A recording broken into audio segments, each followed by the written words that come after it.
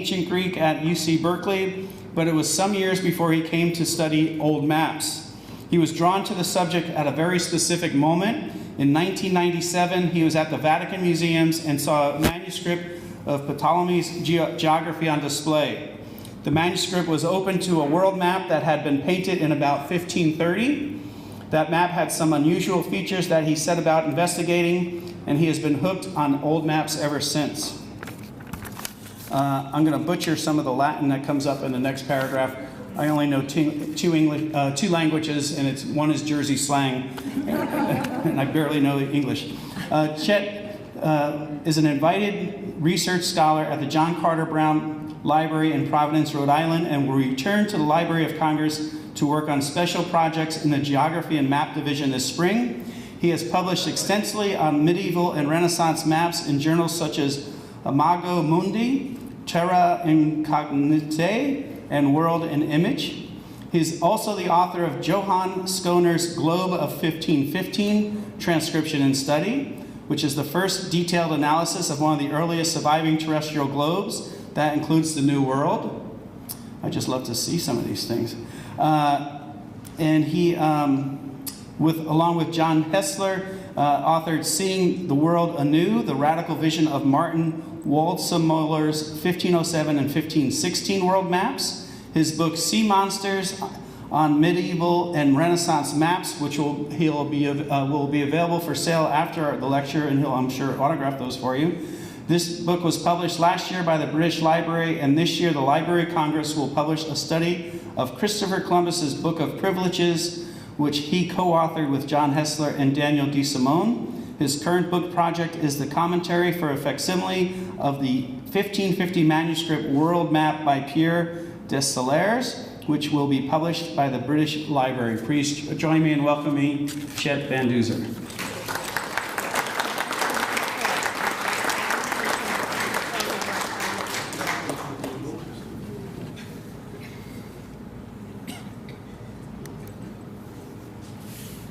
Well, thank you all for coming, and I want to begin by thanking the Santa Barbara Maritime Museum for having me here today. My subject this evening is a fun one: sea monsters on medieval and Renaissance maps. The sea monsters on these maps are one of their most lively and visually engaging elements, and they inform an important chapter in the history of the scientific illustration of animals and in the history of art.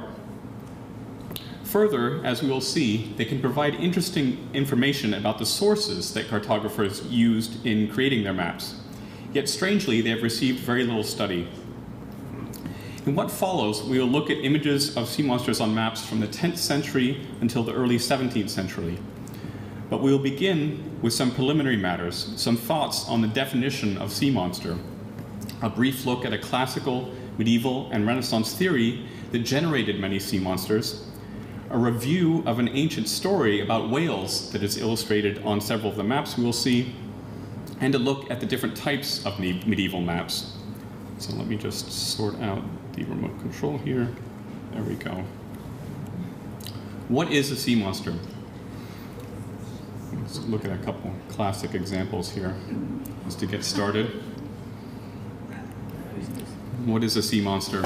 The word monster is notoriously difficult to define, and indeed some of the definitions of monster offered by medieval authors are contradictory.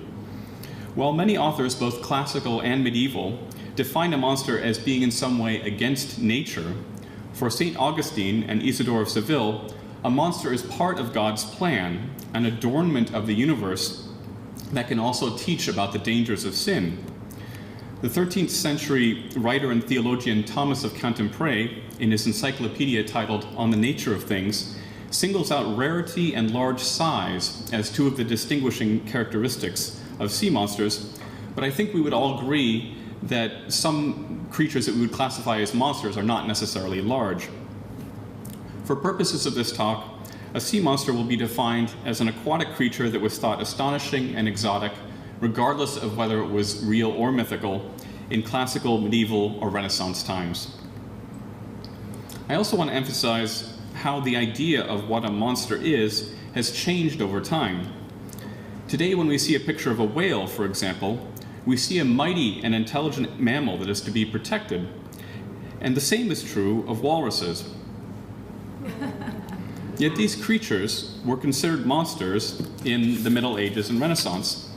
And we see here a map from 1595 on which a walrus is explicitly called a monster.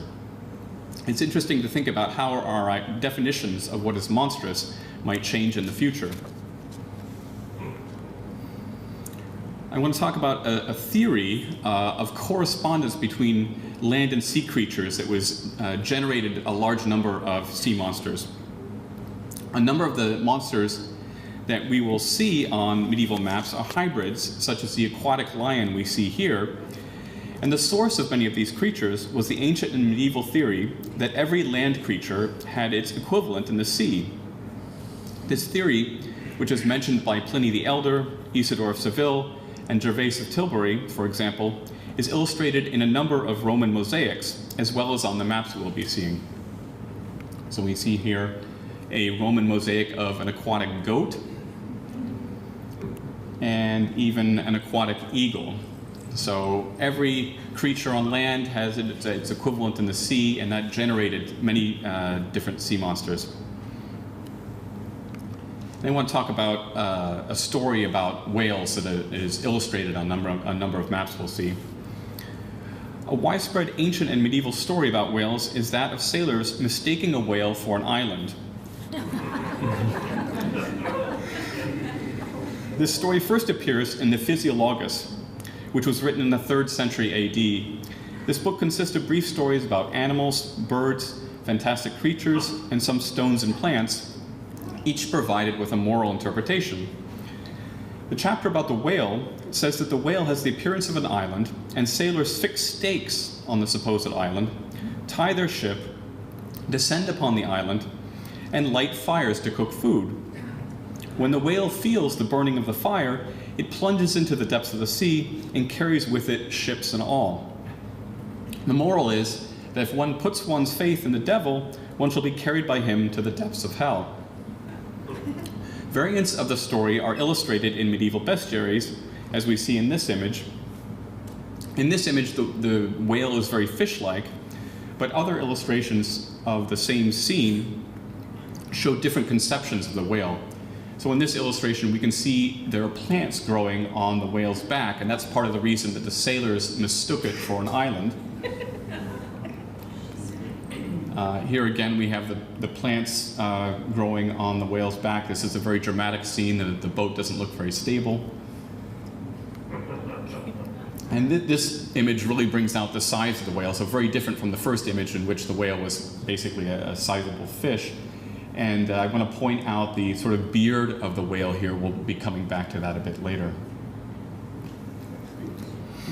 And the story of the whale mistaken for an island also appears in the life of St. Brendan, a medieval Irish saint who is said to have gone on a long voyage in the Atlantic, during which he landed on several islands. And since we don't see a medieval map every day, I'm going to also introduce this talk by having a quick look at the different types of medieval maps. And there are 3 basic types: Mapae Mundi, or world maps; nautical charts, which were practical instruments of navigation and are perhaps more familiar to this audience; and manuscripts of Ptolemy's geography. So the first type is Mapae Mundi. I'm just going to go through these pretty quickly, and it's a very brief introduction. So this is a modern map of the world, very recognizable. I'm going to crop it down to the area depicted on medieval Mapae Mundi. I'm then going to rotate it to put east at the top, which was the orientation used on most medieval Mapae Mundi. And then I'm going to put it next to a medieval Mappa Mundi. So as you can see, this map is very schematic. It's not going to help you get anywhere. It's an educational device. It tells you the relative locations and very approximate relative sizes of the 3 continents. And this type of map was known as a TO map, and that comes from its structure. And I'm going to point out that this manuscript, a 15th century manuscript, is calling the map a TO map, so that name goes back a long way. And here we see why it's called a TO map. The O is the circumfluent ocean that surrounds the world, and the T consists of the bodies of water that separate Europe, Asia, and Africa. So we have the Tanais River, or the Don River, separating Asia from Europe, the Nile separating Asia from Africa, and the Mediterranean separating Europe from Africa. And of course, what I just showed you is a very simple, very schematic mappamundi. There are more elaborate examples like this one, and it is precisely the more elaborate and larger examples that are likely to have more illustrations and thus are likely to include sea monsters. And so looking at a larger example here, this is from the 10th century. We'll come back to this one later, but this one is large enough and detailed enough that there are sea monsters in the circumfluent ocean. And just briefly point out one other type of medieval mappamundi which has the same circular format, but is based on a different conception. The idea is that there are climatic zones in the world. So the equator is unlivably hot, something that we might be thinking about today. To the north and south of the equator are temperate zones that are habitable, and then to the north and south of those are frigid zones that are so cold that they're uninhabitable. And we'll be seeing one example of this type of map later that does involve sea monsters. And now we'll have a quick look at nautical charts, which were very different. They were a practical tool for navigation, very different from the mappamundi we just looked at. This is the area depicted on a typical medieval nautical chart. It's the Mediterranean basin, including some of the Atlantic, east to the Holy Land, and including North Africa. And now I'm going to switch to a nautical chart that shows that same area. It's a chart from 1489. It takes a moment to orient yourself when you see a chart like this. The Red Sea in the lower right-hand corner is very helpfully painted red. I've indicated Spain there, and the green, large green thing in North Africa is the Atlas Mountains. And you can see the familiar shape of Italy right in the middle of the map is also quite helpful. So I'm going to zoom in on Spain here. And this map is quite heavily decorated. The essence of medieval nautical chart are, you can see the place names written all along the coast, and they're written perpendicular to the coast, and the more important ones are in red. So the emphasis is on coastal features. And then you'll see this network of lines radiating across the chart. Those are called rum lines. And those are the two characteristic features, the basic sort of skeleton of a nautical chart. The interior on this chart is heavily decorated with images of cities, flags indicating political control, and it's more heavily decorated examples that are likely to include sea monsters. Have a quick look at Italy on the same chart. You can see these large depictions of Genoa and Venice, and that strange shaped thing just to the left of Genoa is the Alps.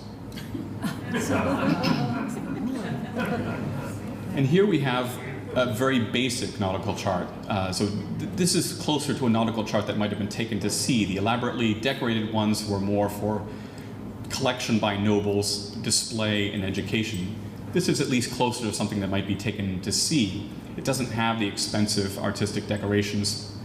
The emphasis is on coastal features, and again, the network of rum lines. And then we'll look quickly at the third type of medieval maps, the maps and manuscripts of Ptolemy's geography.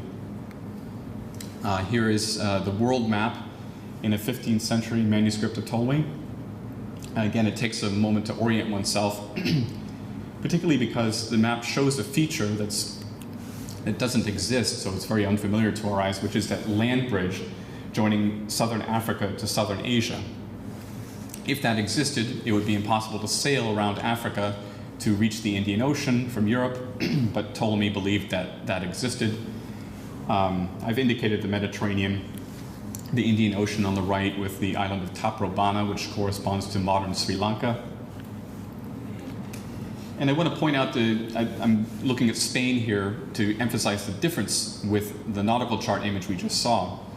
Here, the interior is dense with detail, dense with names of cities, mountain ranges.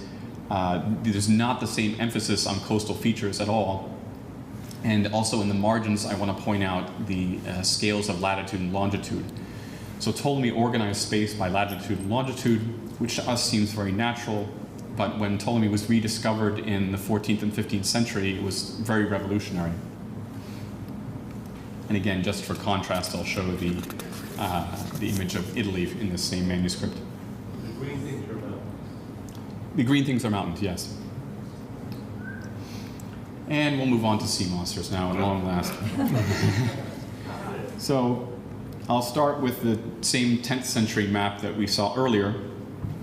Most medieval mappae mundi, like the ones I showed at the start, are small and schematic and do not have sea monsters, but there is a group of larger and much more elaborate world maps produced from the 10th to the 13th century that do include illustrations of sea creatures and sea monsters.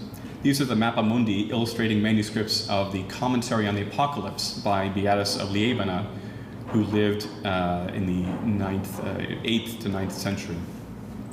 So we'll zoom in on this map, and we can see here a marine chicken. So this is precisely one of the hybrid creatures that I mentioned earlier in the talk. And then here, it's a little difficult to make out, but we have a man who's inside a sea monster. And this is almost certainly Jonah. And this is confirmed, I think, by his gesture. He's holding his hand to his mouth, no doubt to indicate that he's praying for deliverance. Usually, Jonah is represented either being swallowed by the sea monster or emerging from it. And we can see both of those depicted on this pulpit in Ravello. Zoomed in a little bit here to see him emerging. And here he is emerging from the sea monster, and in this case the creature is rather more whale-like. You can see there's a blowhole on the top of his head. So images of Jonah being inside the sea monster are actually quite rare, but I was able to find one other example in a 9th century Psalter. And I think this corroborates the identification of that man inside the sea monster as Jonah. This is another world map in a manuscript of the Commentary on the Apocalypse by Beatus of Liébana. This manuscript is in San Andrés de Arroyo in Spain. I'm going to zoom in here a little bit and look at this siren. The siren is making what I would call a dancing gesture. And I think the implication is that she's singing, because that's what classical sirens did. They sang to sailors and enticed them out of their ships onto their island. And zooming in on the western part of the map, we see here a sea dragon to the left. In the middle, we have a man represented wrestling two sea serpents, and that's a personification of ocean. And then on the right, we have a starfish. And the location of the starfish on this map is interesting because it accords perfectly with the location ascribed to the creature by the medieval encyclopedist Thomas of Cantimpré, who says that the starfish lives in the Western Ocean, and that's precisely the part of the map we're seeing here. The map was made in the 13th century after the year 1248, which is not long after Thomas of Cantimpré had finished his book. So it seems likely that the location of the starfish in the Western Ocean represents the influence of that book. So we have here an example of a cartographer making use of the latest information about sea monsters that was available to him in the creation of his map. And the starfish looks rather fantastic, but he was using a source that he thought was reliable and that had been produced quite recently. So he was doing his best to portray a real sea creature. This is the manuscript of that same work, which is in Manchester. And this case, it's quite difficult to see the creatures. It's black ink on a dark blue background. But we have a remarkable group of sea monsters in the southeastern part of the circumfluent ocean that is in the part most distant from Europe, where people might think that anything was possible. We have a large siren grabbing a sea serpent with her hand, while a fish nibbles at her tail, and a long sea serpent with a feline head is eating the fish which is nibbling on the siren. While chains of creatures biting each other are not uncommon in medieval art, there is no similar group of sea monsters on any other map in these Beatus manuscripts, or indeed in any other medieval map that I've seen. This group of sea monsters thus shows that the artist who made this map felt free to innovate, rather than just copying an earlier map in this group. The map also clearly indicates the savagery of the outer ocean and its monsters. Moving on now from Beatus Mappae Mundi, this Mappa Mundi is in a manuscript of the year more or less 1180, and it presents a striking vision of the circular disk of the Earth, divided into climatic zones with cold at the poles and hot at the equator, surrounded by an enormous serpentine monster which is devouring its own tail, and beyond it in the ocean there are 4 hybrid monsters with human heads and fishy bodies and tails. The monster encircling the world is intended to represent the biblical Leviathan in the outer ocean. On this Mappa Mundi, the sea monsters not only encircle and thus contain the Earth, but also dominate the image visually. The details of the Earth's climatic zones seem insignificant compared to the presence of these enormous monsters. Just to zoom in there and see the detail a bit. So east is still at the top there. As it happens in this one, yes, east is still at the top.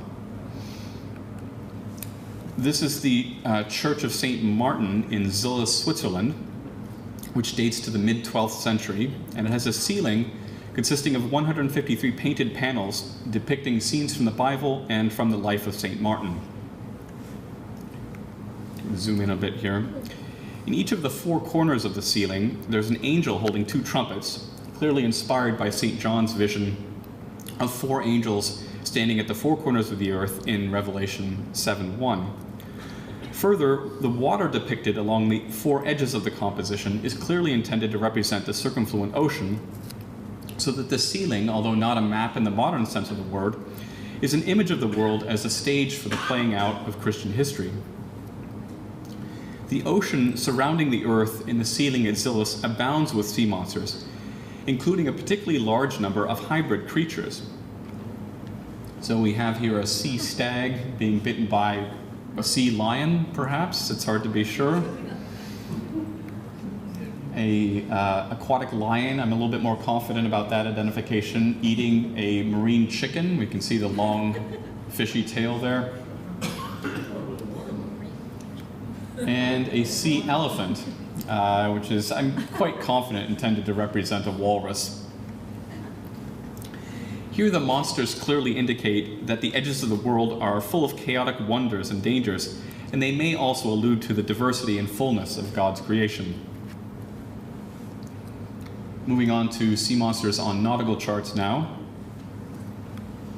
This is a nautical chart from 1367 by the Pizzigani brothers of Italy, and I've indicated the areas of interest there and tried to give us a little orientation. So that's Spain at the lower part of the map. So we're out in the Atlantic here, and zooming in,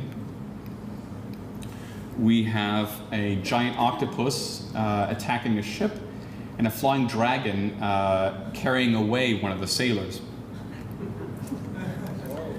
A legend nearby explains that while these ships were going to port, dragons and octopuses came and carried away men from the ships and bore them into the sea and left the ships empty. I've not been able to determine the source of the story of the flying dragons, but we can identify the likely source of the octopuses attacking the ships. Thomas of Cantimpré, in his encyclopedia titled On the Nature of Things, says that the arms of the octopus are so strong that they can pull a mariner from a ship into the sea and then eat him. And we have an illustration here from a manuscript of that work. Thus, the Pizzigani brothers took some of their information about sea monsters from, well, directly or indirectly, from what they considered a scientific source, this Encyclopedia of Thomas of Cantimpré, which was completed about 100 years before they made this map. The information about and images of sea monsters on the Pizzigani map vividly illustrate the perceived dangers of navigation in the Atlantic. I mean, who wants to go where you can be attacked by giant octopuses and flying dragons? And this is the Catalan Atlas made in Mallorca in about 1375. It is one of the most elaborately decorated nautical charts that survives. I'm going to zoom in a bit on the lower right there. We can see there's a siren in the Indian Ocean, and this distant and exotic ocean was a common venue for sea monsters on maps. Again, it was one of the farthest places on the earth of which Europeans had any knowledge, and they tended to ascribe various marvels and wonders to that ocean. In the Persian Gulf, we have two naked men in the water gathering what seem to be colored rocks, and two well-toothed sea monsters are swimming away from them. A legend to the northwest explains that these men are pearl divers and says that they use magic spells to keep the sea monsters away. If they do not say the spells, the sea monsters will eat them. This represents an unusual case in which humans have some control over and protection from sea monsters. Here we have the nautical chart by Mejía de Viladestes, made in 1413. It has a whaling scene, which you can see in the upper left, in the North Atlantic. That is the earliest I know of on any map. I'm going to zoom in here. You can see the position of the whale relative to the British Isles, and then zooming in more. In this detail, we see that the ship has fixed its anchor in the whale, and there are two men in a small boat near the whale, but they did not seem to be taking any action in relation to the whale. The long legend below the scene falls naturally into two parts, as I indicate in this slide. The sea is called Ocean Sea, and therein are found great fish, which sailors take to be small islands, and take up their quarters on these fish, and the sailors land on these islands and make fires, and cause such heat that the fish feels it and sets itself in motion, and they have no time to get on board and are lost.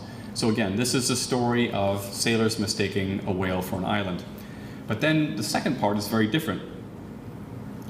And those who know this land on the said fish, and there make thongs of its back, and make fast the head of the ship's anchor, and in this way they flay the skin off it, whereof they make ropes for the ships. And of this skin are made good coverings for haystacks. Thus, the first part of the legend recounts the myth of the whale mistaken for an island, while the second part conveys very practical information about what use can be made of the whale's skin. This combination of myth and practical information suggests that the cartographer was combining material from different sources without having any first-hand experience with whales whatsoever.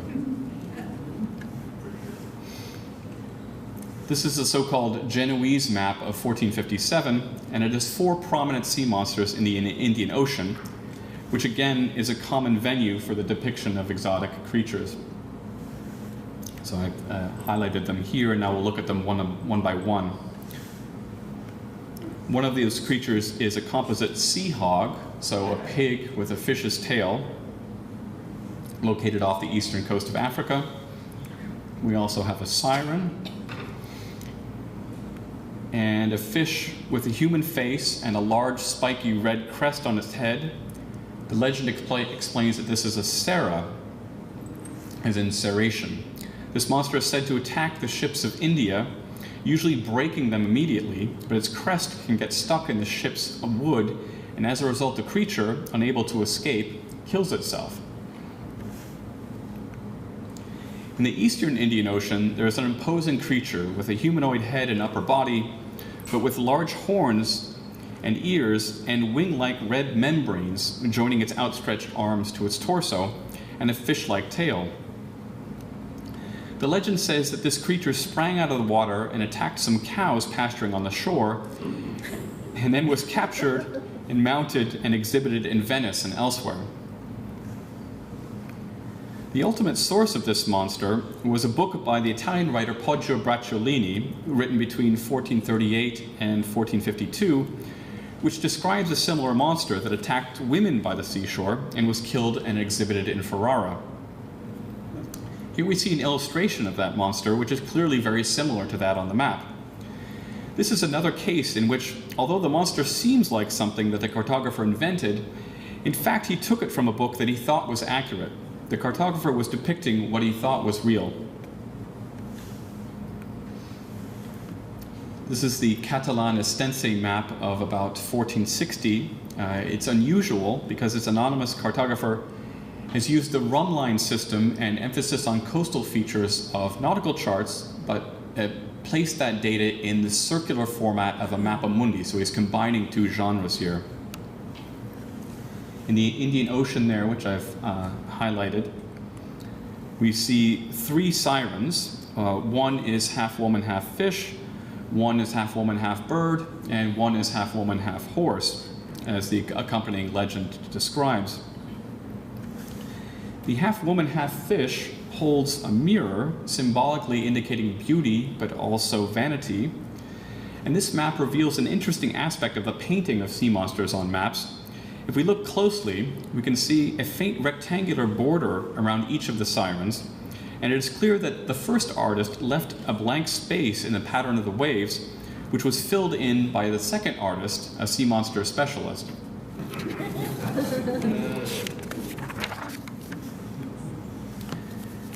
A Latin manuscript of Ptolemy's Geography, which was made in Florence in about 1455 to 60, contains a truly remarkable number and variety of sea monsters. In fact, the richest collection of sea monsters I've seen in any manuscript. These monsters are noteworthy because no sea monsters appear in any of the other 53 surviving manuscripts of Ptolemy's Geography that possess maps. So here I've shown some of the sea monsters in this manuscript. We can see there's a particular type of siren in the upper right there. Here we have two types of sirens on the same map, one in the upper register and the other in the lower right. So the one in the lower right has two tails and is clothed.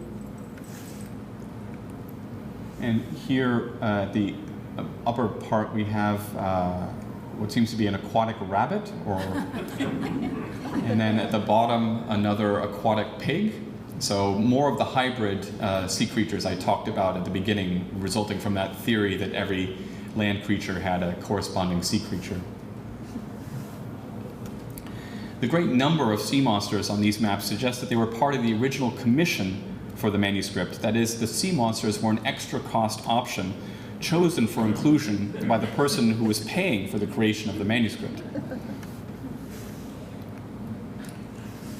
This is Piri Reis's map of 1513. Piri Reis was a Turkish sea captain and cartographer who lived from about 1470 to about 1555.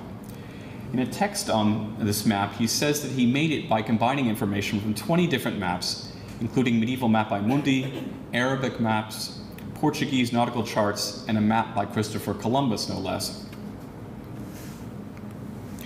Here's a detail of the scene with a whale, which is another illustration of the story of a whale mistaken for an island. The legend confirms that in this case the image illustrates specifically the story of St. Brendan. The legend runs, "It is said that in ancient times a priest by the name of St. Brendan sailed through the seven seas. He is said to have landed on this fish, thought it was dry land, and lit a fire on this fish. When the back of the fish began to burn, it plunged into the sea. The people re-embarked in their boats and fled to the ship. This event is not reported by the Portuguese infidels. It is taken from the ancient Mappa Mundi." The image on Piri Reis's map is the earliest surviving representation of the story of St. Brendan and the whale on a map, although the fact that the cartographer says that he was using information from other maps suggests that he borrowed this image from an earlier map. So there were no doubt earlier images of the story on maps, but we don't have them. This is the earliest surviving one. I want to talk now about the sea monsters of the Renaissance, and particularly the transition from medieval sea monsters on maps to Renaissance monsters. The transition from sea monsters of the Middle Ages to those of the Renaissance can be seen with remarkable clarity in two important maps by the same cartographer, which are on permanent display in the Library of Congress. This is Martin Waldseemüller's world map of 1507, which is the earliest to apply the name America to the New World. It does not include any images of sea monsters, but it does have several texts about sea monsters in the Indian Ocean. The texts come from medieval sources and quite naturally describe the monsters as dangerous so that they would be understood as hazards to navigation. This is the same cartographer, Martin Waldseemüller's Carta Marina of 1516, produced just 9 years later. On this map, Waldseemüller has abandoned the medieval texts about sea monsters from his 1507 map, but illustrates one sea monster off the southern tip of Africa. I'm going to zoom in here. And this is an image of King Manuel of Portugal riding a sea monster. And in artistic terms, this is the first truly Renaissance image of a sea monster on a map. The monster is drawn in 3 dimensions and is shown as being in motion in contrast to most medieval sea monsters. But this is also a Renaissance image in another sense. While the sea monsters on Waldseemüller's earlier map are dangerous and thus would discourage navigation, the image on the Carta Marina shows a human controlling a sea monster, and thus boldly proclaims human mastery over the dangers of the sea, and by extension, dominion over the oceans themselves. The ocean is thus no longer a place of danger, so much as an element that can be conquered by humans, and across which trade can be conducted. These 2 maps and their sea monsters, made just 9 years apart, reflect a transition from a medieval to a Renaissance conception of the ocean. Olaus Magnus was a Swedish historian and geographer who lived from 1490 to 1557. In 1539, he published this map of Scandinavia, the Norwegian Sea, and the North Sea, titled Carta Marina. And in 1555, he published a book titled History of the Northern Peoples that supplies more detail about some of the sea monsters depicted on this map. I'm zooming in a little bit there.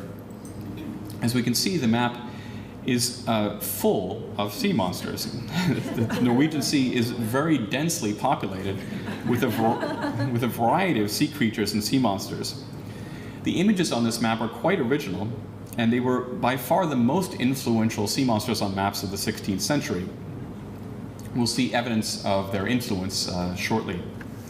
So let's have a look at a few of the monsters here. In his book, Olaus Magnus explains of this one that it's called the Spouter, or Leviathan, and it's 300 feet long. In order to destroy sailors, it often rises above the yardarms of vessels and spurts forth the waves it has sucked into the tubes above its head. And then another image of the same creature, and he goes on to say, sometimes it is not satisfied with doing mischief to a ship merely by showering water on it. It throws itself onto a ship's prow or stern and presses on it till the vessel sinks down and becomes submerged, or fiercely overturns it with its back or tail, as if the craft were some small dish. Another image here. We have, in this image, an illustration of a method for scaring away attacking sea monsters. So practical information might be good to keep in mind. In his book, Olaus Magnus says, voyagers to India confirm the enormous size of these brutes and say that the sound of shouting and trumpets repels and disperses them. So the fellow on the stern of the ship there, that's not a gun, but a trumpet that he's using to scare the sea monster away. This creature called the Xiphias, which is eating a seal at the same time it's being bitten by another sea monster. Olaus Magnus explains, the Xiphias has a ghastly head like that of an owl. Its back, a back that is tapering, or rather raised into the form of a sword, and a sharply pointed beak. And an absolutely classic image that I showed right at the beginning here. Olaus Magnus says, a serpent of gigantic bulk, at least 200 feet long and 20 feet thick, frequents the cliffs and hollows of the seacoast near Bergen. It assaults ships, rearing itself on high like a pillar, seizes men, and devours them. And it's very difficult to see, but the sea monster actually has a sailor in its mouth there. A colleague of mine, Luigi Diana, has given an interesting explanation of the many sea monsters in the Norwegian Sea on Olaus Magnus's map. He suggests that they were intended to scare away fishermen of other nations, leaving the abundant catch to Scandinavian fishermen. If this suggestion is correct, it represents a unique use of sea monsters on maps for economic motives. Just a quick look at the Northern Sea on that map again. This is Gerard Mercator's globe of 1541, which was one of the most important and influential of the 16th century. For the sea monsters on his globe, Mercator made use of Olaus Magnus's map, which had been published just 2 years earlier. So here's the whale on Mercator's globe, and here's the whale from Olaus Magnus's map, again published just 2 years earlier. And here's another whale on Mercator's globe, and another of the whales on Olaus Magnus's map. So in this case, Mercator has removed the ship, but in other respects, the creatures are very similar. Looks like they hired the same monster specialist. That's right. This globe thus not only provides evidence of the influence of Olaus Magnus's map, but also shows Mercator's interest in using the most recent sources available to him for the sea monsters on his maps and globes. This is a large world map hand-painted by Pierre Desailliers in 1546. The map contains a diverse collection of sea monsters, including the first realistic whaling seen on any map, the first sawfish on a map, and also a sea dragon that seems based on medieval imagery. In the North Atlantic between Newfoundland and Labrador, 5 men in a small boat are harpooning a whale. We are no doubt to understand that they came from the ship nearby. To judge from their clothes, and I'm going to zoom in a little bit more here, the men in the boat are most likely Basque, and the Basque tradition of whaling goes back to the 11th century. The whale has 2 harpoons sticking from its back, and quite curiously seems to have wings, and also what looks like a large mustache. The mustache is no doubt the cartographer's attempt to portray Baleen, which the Basques commonly refer to as barbas de ballena, or beards of the whale. And I'll hark back at this moment to the large whale I showed earlier that had these whiskers on its face. Although this whaling scene has some fanciful elements, even the mustache represents an interest in making the depiction of the whale as accurate as possible. And the whaling scene is much more realistic than the scene on Mejía de Viladeste's map of 1413, which we saw earlier. Here we see the sawfish off the eastern coast of South America. I'm going to zoom in a little bit more.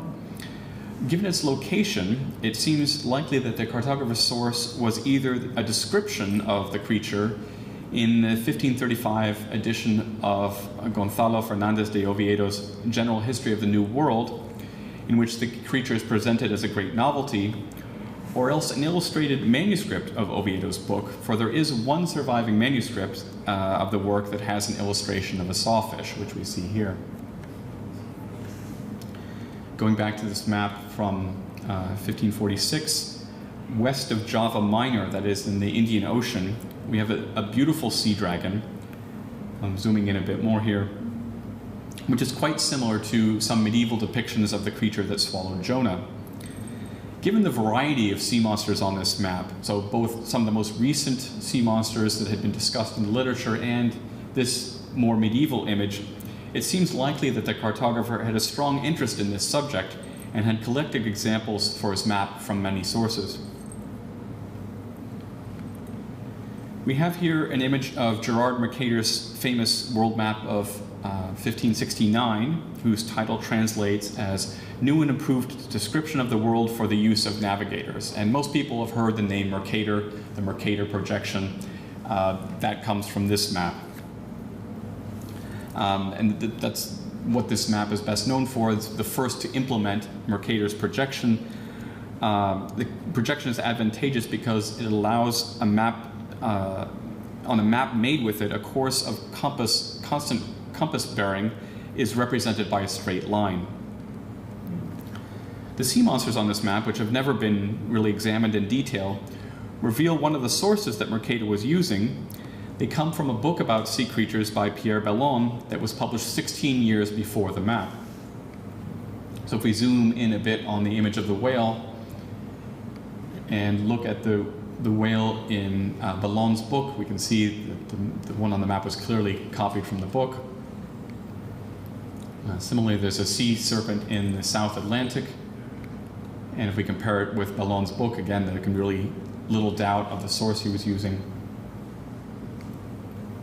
And to take one more example, Neptune riding a seahorse, and Mercator has added Neptune, but the seahorse is very, very similar. On Mercator's globe of 1541, which we saw earlier, he borrowed his whales from Olaus Magnus's map, which was published 2 years before his globe. And on his 1569 map, which we're looking at now, he copied his sea monsters from Pierre Bellon's book, which was published 16 years earlier. In both cases, he made use of the most recent works about sea creatures that were available to him. Again, rather than the cartographers just inventing sea monsters, they were trying their best to use the most recent information available to them. On the other hand, there certainly are sea monsters on maps that are purely whimsical. And that became a bit of a fashion in the second half of the 16th century. There was a fashion for whimsical sea monsters on maps. And this fashion represents a shift in the role of cartographic sea monsters from being indications of the dangers of the ocean, which also served a decorative purpose, to being more purely decorative. Many of these sea monsters are the result of combining the parts of different creatures, a common technique used in the creation of monsters, while others seem to be purely the products of the cartographer's imagination or whimsy. So if we look at this one, I mean, some of them are so fantastic that it's really hard to describe them at all. My guess on this one is an aquatic pig dog. A huge humanoid sea monster just getting ready to attack a ship. Early windsurfing. That's right. And this extravagant composite monster is based on a whale because it's spouting, but it spouts through no less than 5 elephants' trunks and has the head of a bird. If the ocean was gradually becoming less dangerous to sailors in the late 16th century, it was still a realm where exotic creations of the imagination could be projected. In 1592, Johannes van Doetinchem designed a map of Canada and the North Atlantic titled Nova Francia. From the point of view of sea monsters, the map is of interest for a striking contrast it reveals. In the Atlantic, I'm circling them here, it has some fantastic depictions of whales that derive, probably indirectly, from Olaus Magnus's map. While near the lower edge of the map, there is an inset scene that shows naked and half-naked men, possibly Basque to judge from their helmets and boats, throwing spears and harpoons into whales. We'll zoom in on that a little bit here. In fact, the realistic whaling inset is copied from a plate published in 1582. The 2 whales in this inset look completely different from, and are much more lifelike than, the whale-like creatures in the Atlantic, which we see here. So we can compare and contrast the fantastic whale-like creatures above with the more realistic ones in the inset. So this map uses 2 different iconographical traditions of whales, one older and essentially mythical, the other more modern and realistic. In 1621, Honorius Philoponus published an account of the Benedictine missionaries who accompanied Christopher Columbus on his second voyage to the Americas. The book is part history and part fantasy and contains curious illustrations, including this map of the North Atlantic. We see here again a representation of St. Brendan mistaking a whale for an island, and in this case, his men are celebrating Mass on the whale's back. The whale is clearly inspired by those on Olaus Magnus's map, and thus in the 17th century, not only Olaus Magnus's sea monsters, but also the myth of St. Brendan still had a hold on people's imagination. Yet the age of sea monsters on maps was beginning to come to an end. Just 4 years after the map I just showed, a very different and much more pragmatic and realistic map with images of whales was published. This is Thomas Edge's map of Greenland, by which he actually means Spitsbergen. This confusion of names was common in the 17th century. The map was made in 1625 and has vignettes of the Arctic whale fishery around it. Start looking at those here. Although the images are of a very simple artistic style, they are remarkable as they illustrate all the methods involved in catching and processing a whale, so that the map shows the captain of a whaling ship both where to go and the fundamental steps of how to do his job. So here we have flensing the whale, landing and cutting up the blubber, boiling, filtering, and barreling the blubber, cleaning and scraping the whale fins, as they're called above, that is the baleen. And I'll just mention that baleen was used in corsets, hoop skirts, umbrellas, and buggy whips. We have seen depictions of whaling on earlier maps, but I would suggest that in this map, Thomas Edge shows the whale in a very different light. Here the mighty Leviathan is perceived as an object of economic exploitation and has lost much of its monstrosity. The different images of whales on Doeticum's map of 1592, some fantastic and others realistic, together with the contrasting images of whales on Philoponus's 1621 map and Thomas Edge's map, clearly show that the late 16th and early 17th centuries were a time of transition for sea monsters on maps. As the 17th century progressed and navigational technology improved, sea monsters became less and less common on maps, and this chapter of the history of the illustration of sea creatures gradually closed. But rather than end on that sad note, I will finish with images of 3 of my favorite sea monsters, 3 of the aquatic marvels that appeared on maps during the centuries that cartographic sea monsters held sway. The first is this potent image of the danger of the sea from the ceiling of the church at Zillis, Switzerland. This composite monster with the head of a dog, the torso of a man, and the tail of a fish demonstrates total control of his poor human victim. The second is another composite creature, this one of pure whimsy. In a book of maps from 1572, it has the head of an elephant and the body of a bird, but with impressive spikes jutting up from its back. And the third shows a huge sea monster preparing to bite the stern of a galley in the Mediterranean, while the sailors try to fend it off with spears. To this otherwise dire scene, a note of humor is added by the creature's enormous and elegantly curved eyelashes. Thank you very much.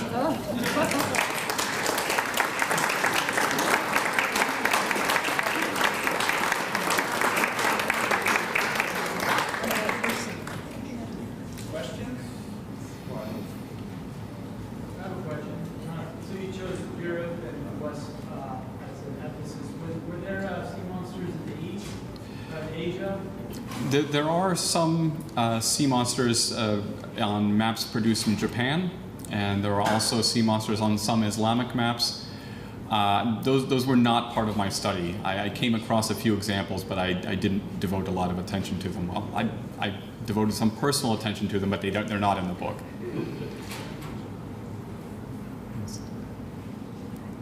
Were sirens ever mermaids? They seem to look a lot like within. Chuck, can you just repeat the question? Yes, sure. The question is, were sirens ever mermaids? And that's a very good question. Trying to distinguish between sirens and mermaids is perhaps hopeless. That's a very difficult question. Yes? 2 questions. First question is, how did you possibly pick 3 of your favorites? The question is, how did I pick my favorites out of all of these? And it wasn't easy. This project has been a lot of fun. I mean, the research was fun, the writing was fun. So it's been a very gratifying book. And it wasn't easy at all to pick 3 favorites, yes. The artwork?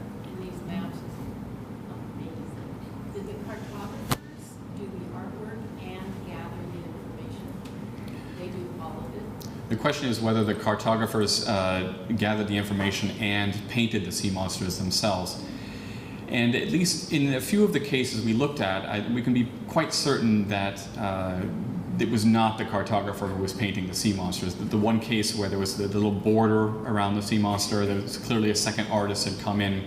There's also a case where there's a large nautical chart and there's a ship portrayed near a sea monster, and they both have water depicted beneath them. And the style, both the style in which the water is painted and the color are different.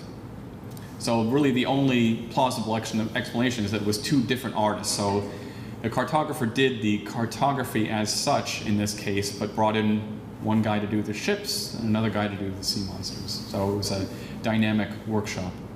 Yes? I noticed that on one of the maps it seems like Australia and Antarctica were joined together. Could that be another reference for Ptolemy's land bridge? That is a great question. Yeah, so the question is about the depiction of a southern landmass on the map from 1546. There are several other maps from that same period and that same group of cartographers who show this southern continent. And there's been a lot of ink spilled, a lot of debate about what that landmass represents. Could it be a pre-discovery of Australia? The question was, could the extension, the east-west extension of that continent be represent influence from Ptolemy's geography, where there's a land bridge joining southern Asia and southern Africa? I wish I had a good answer to that question, which is a very good question.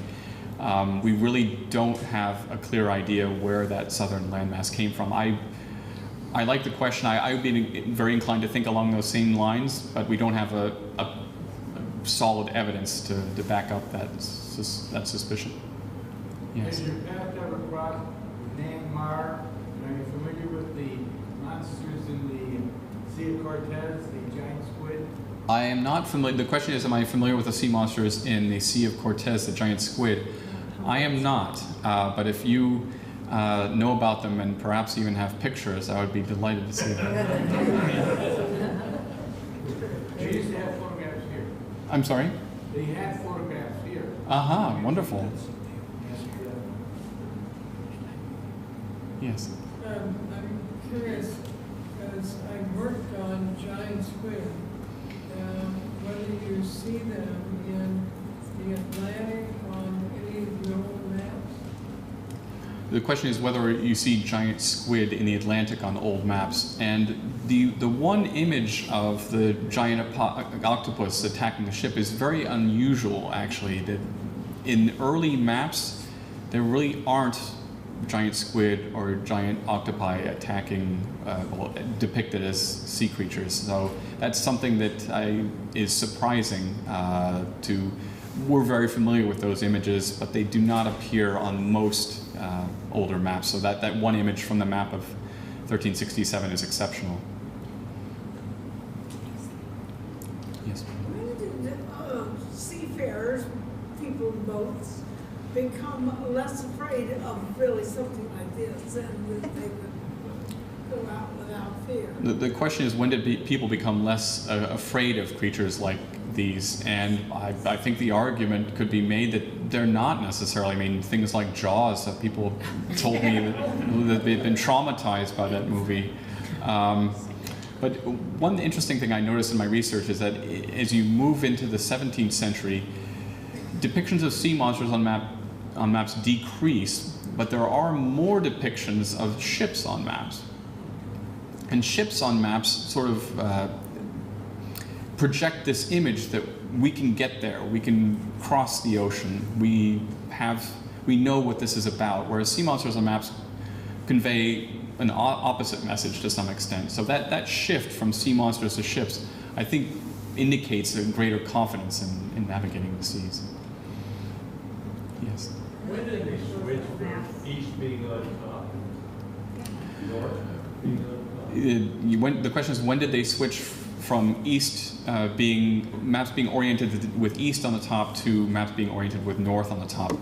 And so in Ptolemy's geography, north was at the top, and East is at the top on medieval Mappae Mundi because that's where paradise was, that's where the sun rose, that was the holy direction. Ptolemy's geography was its mathematical geography. So the orientations of those works, both literally and figuratively, are very different. And the shift came when after the rediscovery of Ptolemy, people realized how useful building maps on latitude and longitude was. So that process started in the 15th century and continued into the 17th century. Is that when the accurate maritime maps really arose? When it was a true depiction of the positions of the continents, geographical? The question is when did accurate depictions, when did maps become accurate?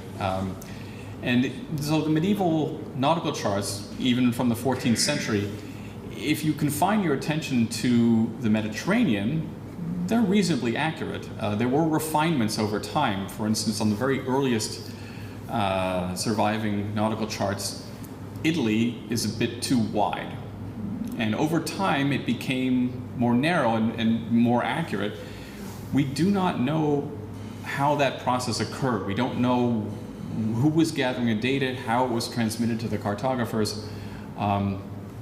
But even in the earliest charts, the Mediterranean is reasonably accurate. It's when you go away from the areas that were commonly